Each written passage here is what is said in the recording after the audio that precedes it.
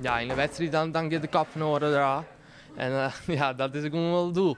Dan gaat de kap eraan en dan is leven of dood.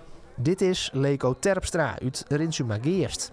Hij is nog maar hier en wil professioneel vechtsporter worden. Hij is goed op wij, want hij maakt in kwatten zijn debuut op liefst 2 WK's. Het eerste WK in augustus is het WK MMA. Dat vecht ik in Abu Dhabi tot 17 hier, tot 18 hier. En het tweede WK ga ik in oktober, dat is het WK Sambo. Daar heb ik combat Sambo en normaal Sambo. Ik ging beide heen. En dus moet er traind worden. Dat docht Leko bij Root MMA in Grace. Hij is de jongste van de groep. Maar wat opvalt is dat hij al een soort ondervinding opbouwd had. Ja, Leko is een jongen die gewoon topsport najaagt. En in alles wat hij doet wil hij gewoon het hoogste mogelijke bereiken. En daarvoor moet je gewoon bij een gym waarin meerdere jongens zijn die hetzelfde doel nastreven. En dat heeft hij hier gevonden. En sinds hij hier bij ons is, zien we hem hier geregeld op de mat. En hij gaat nu deelnemen aan een heel mooi prestigieus toernooi. Leko studeert aan het Johan Cruijff College in Grace. Daardoor kan hij naast squallen een soort trainen. De orden van Leko stiep je hem daar al jaren bij. Hij weer hier is 3-4 jaar hier al boksen van en wat met mij wat omvechtje, dat vond ik altijd al mooi. Ja, want hij had het net van een vreemde.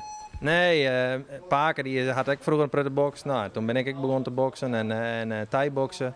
Nou ja, toen kregen we bij en die mocht net op vechtsport, dus op judo, maar stiekem altijd al wat mee leek om te boksen was. Ja, ik vind het gewoon hartstikke leuk om oren te domineren. Laten we het daarop houden om gewoon zien te litten. Ik ben sterker dan de oren. Ik ken de oren makkelijk aan. Oh ja, makkelijk is het net altijd, maar ik ken submitten. Dat is dan een aanklapje litten. Het doel van Leko is duidelijk. Prof worden. Maar eenvoudig is dat net. Er valt weinig geld te verdienen met MMA. Dus het is echt liefde wat je ervoor moet hebben.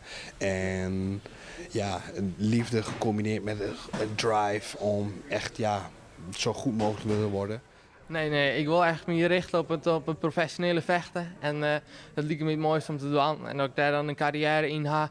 En dan ben ik dan kampioen aan. Dat is wel gewoon echt het doel om wereldkampioen te worden in een grote organisatie. En als ik dat dan worden ben en ik ben uiteindelijk stappen bij mij, ik ben te oud om terug te draaien. Dan wil ik wel gewoon mijn eigen club haken. Zoals mijn trainer nou had, die vecht echt nog zelf. Dat ik dan de jonge talenten, zoals ik nou ben, terugstromen liet.